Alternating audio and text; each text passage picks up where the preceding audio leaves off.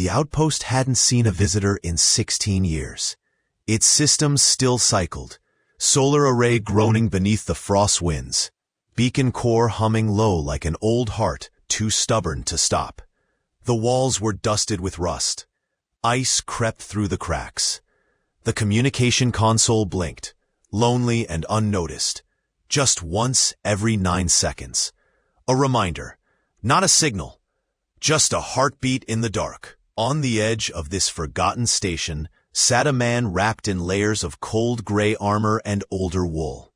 He wasn't young. His eyes moved slow but sharp. Every breath was measured, not labored, but intentional, like someone who had learned the value of patience long ago. He stirred a mug of something that had long since stopped steaming. Outside the viewport, only black, and a glint of stars that didn't answer. He hadn't seen another human face in over a decade. And yet, the beacon remained on. Still here, he muttered to no one. Not bitter, not proud, just resigned. A faint tone echoed through the chamber, the beacon confirming its cycle once more. Ping! Another rotation. Another false hope. His name was Commander Ephraim Darn, retired, discarded, and very much unfinished. Once, they called him the signal keeper of Vega Line 8. Now, he was just the man who never left. On Earth, no one even remembered the station was still active. The wars had shifted elsewhere. Command routes had been rewritten. A dozen newer arrays had gone online. But Commander Darn's beacon, the one he'd rebuilt by hand when the AI cores failed, still pulsed. Not because anyone told him to, but because he had promised. Not to command, not to the fleet, to a girl with silver eyes and scorched skin, who once lay dying on a refugee transport from Andaris 6. She had gripped his bloodied hand and whispered one thing before the medics pulled her away. Promise me, if they ever come back, you'll tell them where we are. That was 30 years ago. He had told himself she died, that it didn't matter, that the station was obsolete.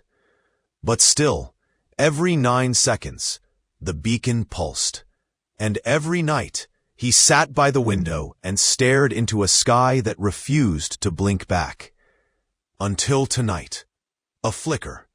Just a shimmer at first, like starlight catching the wrong edge. Then again, and then a shadow moved. It wasn't a star. It wasn't debris. It was something old, something fast, something that knew how to stay hidden. The console bleeped. Unknown drive signature. No IFF. Trajectory. Approaching fast. Ephraim didn't stand. He simply blinked once, then reached for the beacon controls. He increased the signal strength. Welcome back, he said quietly. I kept the light on. The object didn't broadcast, didn't flash, didn't drift, didn't scatter static like pirate skiffs or merchant junkers. It simply appeared. A black triangle breaking starlight, hovering dead in the silence. Commander Ephraim Darn didn't move. He'd seen a lot of space, wreckage, warships, even ghosts. But this didn't match any of them. The station's long-dead threat detection software clicked online like a groggy animal waking from hibernation. A red glyph blinked. No match found. The object was holding position just outside docking range. Not scanning, not charging weapons, just watching. And then it moved. Not toward him, but around him. Circling once, silent, careful, like it was inspecting the old station, not the man inside it. Then, a tone. Not a radio frequency, not human. It came through the station walls like vibration, low, slow, like a pulse from a long-lost heart that suddenly remembered how to beat. That's not a greeting, Ephraim muttered. That's a memory check. A text string flashed across the comms board. Alien language, ancient, curved symbols. He didn't recognize it. The system tried to translate and failed. Then again. And then it froze, displaying only one phrase. He kept the light on. Ephraim stepped back from the console. For a moment, he felt cold. Not physically, but somewhere deep in the gut. This wasn't a stranger. This was a return. Outside, the ship blinked twice, and a single docking arm extended. Permission requested. Docking access granted, Ephraim whispered, unsure who he was answering. The clamps hissed, the airlock cycled, and the silence, the one that had wrapped around him for 30 years, cracked. He stood in front of the corridor, waiting. He didn't grab a weapon. He didn't check life support or protocol codes. He just waited. A hiss, a light, and the first footsteps sounded, metal on metal, but lighter than a human's weight, more careful, more reverent. A figure stepped through, tall, slender, cloaked in matte gray plating that shimmered with threads of violet. Not hostile, not armored for war. It looked at him through mirrored eyes and said in clear, low words, "We never forgot the light." The figure stood just inside the airlock, tall, unmoving, cloaked in dark matte armor threaded with faint violet circuitry. Not a weapon was raised. No helmet was removed. Just stillness. Ephraim didn't speak first. He didn't have to. The visitor took one step forward, light, careful, and respectful, and then knelt. Not out of fear, not out of ritual, but out of recognition. "You are the one who kept the signal," it said. The voice wasn't human, but the cadence was practiced, deliberate, hollow, like echo through metal, but gentle. Ephraim tilted his head, squinting slightly. "You speak our tongue." Your tongue was learned from one who heard it before the fire. She taught us. There was only one she it could mean. She lived, Ephraim whispered. She endured, the visitor corrected. Then, silence. The figure stood, slowly. The cloak shifted, revealing more of the being's form. Not skeletal, but elegant. Armor grown like shell, not forged. A species built for stillness, and maybe for grief. She carried the story of the broken ship, the fire on Andaris 6, the hand that chose mercy instead of judgment. Ephraim blinked. The air seemed heavier now. She remembered me? The alien nodded once. More than memory. She encoded you into legacy. They walked the corridor together. The old man's steps, slow and stiff. The visitors soundless. The lights buzzed overhead. A faint hum of the beacon still pulsed in the floor. When they reached the main chamber, Ephraim poured a cup of water from a cracked thermos and slid it across the table. The alien did not sit, but it did speak. "You wonder why it took so long." "I do." The figure turned its head slowly. She died before she could lead, but her story did not die with her. A pause. "We are her descendants, not by blood, but by vow. And now the time to answer has come." Ephraim exhaled, steady. "Answer what?" The visitor looked toward the main screen, toward the beacon pulse. "The Earth will soon remember what it forgot, and so will the ones coming for it." "And you?" Ephraim asked. "We are the shield she swore you deserved." No sound followed, just the low hum of circuits syncing with memory. Outside, beyond the viewport, dozens of faint stars blinked into patterns. Not random, not accidental. Ships. They'd come cloaked in silence, but now they were aligning. And above them all, The beacon still pulsed. He didn't sleep that night. Not really. Just sat at the viewport like always. Except this time, he wasn't alone. The visitor stood silently nearby, saying nothing, watching nothing, like a monument carved from a promise. Ephraim's fingers brushed the edge of the console, not out of habit, but memory. There had been another war, not the ones with flags and footage. This was a silent evacuation war, where burned planets disappeared from maps, and survivors didn't have names. Andaris 6 had fallen like that. A colony world ripped open by orbital bombardment. No declaration, no warning, just ash and ice. Ephraim had been the last patrol ship to respond. He didn't remember most of the landing, just heat and screaming, and the way the evac transports looked more like coffins than vessels. He'd found her slumped against a collapsed bulkhead, thin, bleeding from the side, skin burned, eyes too bright, silver eyes. "You're not a soldier," he'd said then, crouching beside her. "Doesn't mean I don't know what war takes," she replied. She'd smiled, just once, blood caught in her teeth. "Promise me something," she had asked. He didn't respond. "If they come back, the ones who helped us, the ones who stayed behind, promise me someone will still be listening." She had pressed a broken signal disk into his palm. They don't trust the big systems. They trust signals like this. Simple, clean, pure. Then the medics arrived, pulled her away. He never even asked her name. He kept the disk, built a beacon array by hand. When the station's AI failed 2 years later, wired it into the console with copper, broken relays, and half-melted filters. 9-second pulse, no identifier, just a signal. Not for help, not for home, for memory. "She called herself Sarah," the visitor said behind him. Ephraim turned, startled. "You knew her? We were raised in her stories. She carried your words in her code." "I didn't say much." "You said enough." Outside, another ship blinked into view. Then another. Then 7 more. No heat signatures. No sound, but perfectly aligned to the beacon's ancient rhythm.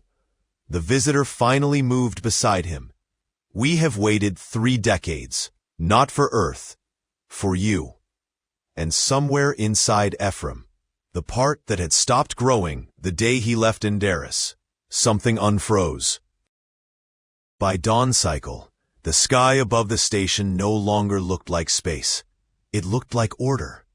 Dozens of black, blade-shaped vessels held position around the outpost. No heat trails, no formations, just alignment, like pieces waiting for a final move on a forgotten board. Inside, the hum of the beacon had changed. Not louder, just deeper. Ephraim noticed it when his chair began to vibrate ever so slightly. A tone, below hearing. A feeling, not a sound. "They're not weapons, are they?" he asked the visitor. "They are not meant to be," it replied. "But they remember how." The old man turned to the beacon console. "Why are they here? You said they waited for me." "Because you hold the anchor." Ephraim raised an eyebrow. "The what?" The visitor approached, its movements slow, almost reverent. It gestured to the relay node beneath the beacon's power coil. This station was built over a compression gate, one of only 5 that survived the scorching wars. It was buried, forgotten, sealed with a lock keyed to a human biosignature and a handmade signal. Sarah's signal, Ephraim realized. The visitor nodded. She used it to mark the last corridor where memory would survive. A signal pure enough to last without AI corruption. Clean, human. "You thought you were sending a message," it said, "but you were holding a key." The hum intensified. On the screen, the ships began to shift again, not closer, but wider. stretching into pattern, a ring, a halo, each one pulsing in rhythm with the beacon's now resonant core. "What is this?" Ephraim asked. "This is not an army," the visitor replied. "It's a firewall." Ephraim's breath caught in his throat. "Against who?" "Against those Earth forgot to finish. They are coming. Not for battle, for culling." He turned back to the console, staring at the handmade coil and the old copper wiring he'd soldered with shaking hands 28 years ago. "You're saying this little machine was the last gate Earth left closed, and the only one those things can't override?" The air in the station seemed to hold its breath. Outside, the ship ring began to rotate, and in the distance, the first rip appeared in space. Not a ship, not a flare, a wound. Black inside black, where light refused to move. "They have found it," the visitor whispered. Ephraim stood, slow. His knees cracked, his back burned, but his voice steady. "Then we make sure the lock holds." They moved into the old comms chamber, a room long dead, overtaken by dust, loose wiring, and memories. Ephraim hadn't touched this space in over a decade. The AI node had died. The transmission disk had cracked. But the table where Sarah once lay, wrapped in a medic blanket, gripping his hand, still stood. The visitor stepped toward it, slowly. She died 7 cycles after the evacuation. The damage was too much, but she lived long enough to build us. Ephraim frowned. "Build you?" The figure raised one hand and slid free a panel from its forearm. Inside, not circuitry, but light. A projection, soft, faint, human. A woman's face, thin, burned, bright-eyed. Older than he remembered. Tired, but smiling. She spoke of the human who chose memory over metals. The man who stayed when his own command forgot. The image flickered. Not a video, but a simulation. Her voice echoed like soft radio static. "I don't know if you're still out there," the message said. "But if you are, then I hope this reaches you in time. They're coming. Not for me. Not for you. For what we buried beneath the stars." Ephraim didn't blink. "I've given everything I have to teach them, to remind them of what mercy looked like. They've grown up with your story. And when the sky begins to break, they'll know who to find." The projection dissolved. "We are not her blood," the visitor said. "We are her will." Ephraim finally sat down, slowly, not in exhaustion, in acceptance. "I never knew her name until last night," he said, "but somehow I always knew she hadn't forgotten." He looked up at the ceiling. "Earth doesn't even know what this place is anymore." "They will," the visitor said. Soon, on the main display, the rip in space had begun to widen. No engines, no lights, no comms traffic. But shapes were moving within it. Wrong shapes. Twisted, as if grown from darkness itself. The firewall of ships began to reposition. Not in defense, in ritual. This was not a counterattack. It was containment. And the old man at the center of it all had finally remembered why he stayed. "You kept the light on," the visitor said again, softer now. "And now we will burn like it did." Earth hadn't noticed. Not yet. The beacon's pulse was too small, too quiet, too ancient for their modern systems to prioritize. Their defense grid had rerouted around this sector years ago. The new fleets responded to orbital conflicts, piracy corridors, inner ring politics. This station? It wasn't even on the updated maps. But someone remembered. At the edge of Luna's dark side, a single satellite shifted its trajectory, uncommanded, unauthorized. It blinked once, red, then blue, then vanished behind a burst of static encryption older than Earth's current protocols. In orbit above Neptune, a dormant war cradle stirred, its core processors untouched for 37 years. A relay signal bounced off an ancient alloy signature. Recognition: Vega Station Alpha 4. Status: live. Earth High Command didn't react immediately, but he did. General Marcus Chen stood in a sealed chamber beneath Olympus crater, staring at a holographic star map, flickering with anomalies.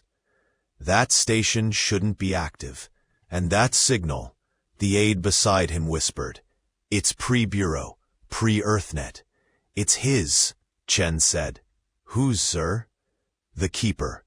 Across the inner systems, silent beacons lit up. Not to broadcast, to receive. Subspace corridors adjusted. Old fleet routes reactivated. No messages sent, no declarations made, but ships began to move. Not many, just enough. Enough to show that even in silence, Earth remembers what it once chose to forget. Back at the beacon station, Ephraim stood on the comms platform, watching the black wound in space twist wider. The visitor beside him raised one hand, not to attack, but to signal. From behind the planetary ring, 6 ships blinked into view. Not alien, human. Old designs, burnished hulls, no insignia, but unmistakably Earth-built. Ephraim squinted. Is that? The Resolute, the Ardent, the Sophia Vega, the visitor recited. Ghost ships, Ephraim muttered. We thought they were lost. You buried them, the visitor said. We unearthed them. The black rip in the sky pulsed again, and from it, shapes began to emerge. Shifting, angular, alive but wrong. Like ships made of bone and memory. The firewall tightened. The beacon's pulse increased, and Earth's forgotten fleets took position alongside their once enemies, not as soldiers, as witnesses.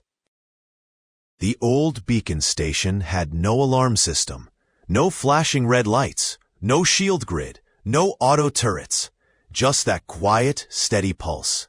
And now, it echoed across systems that had long stopped listening, until today. Back on Earth, beneath layers of concrete and pride, old channels flared open. The blackout relay over South Atlantic Defense Base flickered. The Olympus Crater AI hesitated, then activated Legacy Command Protocol. In the void, where bureaucracy once decided relevance, memory overruled efficiency. Signal verified, a voice said in Earth's Secure War Council. Confirmed as Beacon Alpha 4, Station Vega Line 8. Still operational? Another voice asked. Fully, and broadcasting. General Marcus Chen leaned forward. Broadcasting what? Not data, his aide replied. A rhythm. A what? It's not a message, it's a memory. A lock, a trigger. The holomap zoomed in. One beacon, surrounded by unknown ships. No IFF, no declared threat. But they weren't firing. They were forming a ring, a firewall. And then the signal reversed. Not outward, but inward. Target, Earth Command. A single packet, compressed, simple, unencrypted. Read it, Chen ordered. The message unfolded. He kept the light on. So we returned. Silence in the chamber. No one moved. No one blinked. Then a second message came through. Encrypted, but familiar. Voice authenticated. A face appeared. Commander Ephraim Darn, someone whispered. He's still alive? On the screen, Ephraim appeared. Older, thinner, but steady. To whomever still carries the weight of Earth's flag, he said calmly. This is Station Alpha 4. The beacon has remained online. The key is intact. The threat is inbound. I will hold, but I'm not holding alone. Behind him, the visitor stepped into frame. Then more. Rows of them. Not soldiers. Guardians. And behind them, old human ships once declared lost. All aligned. All waiting. We didn't call for help, Ephraim said. We called for remembrance. And now, the ones who remembered are here. The rip widened. Where space should have curved in stars, there was only hunger, jagged silhouettes emerging from the breach, like bone twisted around flame. No engines, no formation, just intent. Earth Command's live relay feed pulsed in static. The signal was degrading. The AI tried to classify the anomaly. Failed. Tried again. Failed. Then labeled it the only way it knew. Class, ancient, hostile, unknown. Threat vector, irreversible. In the war chamber on Earth, advisors debated protocols, evac routes, defensive bursts, power redirection. General Chen raised one hand. None of that matters if we don't hold the breach. A pause. And the only thing holding that breach, he said, pointing at the holomap, is one man, a broken station, and a fleet built from a dead woman's memory. The decision was made. No vote, no briefing, just 2 words broadcast through encrypted subspace. Honor lock. Back on the station, Ephraim stood before the beacon, hands pressed gently to the interface. The old copper wiring buzzed. The coils whined. The signal pulsed faster, the final rhythm before activation. The visitor spoke softly behind him. Once the field is complete, the breach cannot widen. And what happens to us? Ephraim asked. The field collapses inward. This station, us, will fold with it. He didn't flinch. How long do we have? Enough. Outside, the firewall fleet shifted. Thousands of ships, human and alien, formed a lattice, locking together across spectral bands. The beacon surged, glowing white now, not signaling, executing. It wasn't just a memory. It was containment tech, keyed to a human heartbeat, built from raw legacy, sealed in a place Earth forgot. And now, it was the only thing that stood between extinction and survival. They thought mercy was weakness, Ephraim said quietly, but mercy remembers. He placed the signal disk, Sarah's old relic, into the console slot. Let's remind them. From Earth, new ships launched, not to fight, but to take position behind the firewall, to stand witness. No weapons, no flags, just unity. And at the center of it all, an old man, a signal once meant for no one, and the fire that remembered who lit it. The light filled the room. Not warmth, not fire, but memory, burning clean, white, and alive. Outside the viewport, the breach pulsed one final time, a jagged scream of black against black. Then began to fold. Ships closest to the wound flickered. Systems overloaded, but none broke formation. Not one. The firewall held, and the beacon surged. Inside the station, Ephraim stood motionless, eyes fixed on the console as the old coils burst with light. Sarah's signal disk began to melt. Not destructively, but intentionally. The final key. The last line. It's working, the visitor said. We will hold. But Ephraim didn't move. The console groaned beneath his palms. Cracks spread across the floor like ice fractures. The station's breaching, the visitor warned. You must evacuate. I know, Ephraim said softly. He reached aside and activated the last command override. Not for weapons, not for escape, for recording. This is Commander Ephraim Darn, Beacon Keeper, human. We held. We remembered. And if anyone's listening after this, I want them to know. He looked toward the visitor, toward the gathering of ships, toward the firewall pulsing with shared light. This was never about survival. It was about promise. The station cracked, metal screamed, pressure alarms failed. But the firewall didn't move. Not the humans, not the visitors, not the ships held together by oath instead of order. The breach collapsed. No detonation, no flare. Just silence, like a final exhale. And the stars returned. 3 weeks later, Earth High Command released a statement. No images, no footage, just a single message broadcast to all member systems. The beacon held. In orbit above Vega Line 8, there is nothing now but dust, and one thing more. A monument, carved from blackened alloy, standing on the ring of a new relay array. At its base, in 2 languages, he kept the light on, so we returned. Some say a signal still hums faintly through that region, a pulse every 9 seconds. Not loud enough to hear, just enough to remember.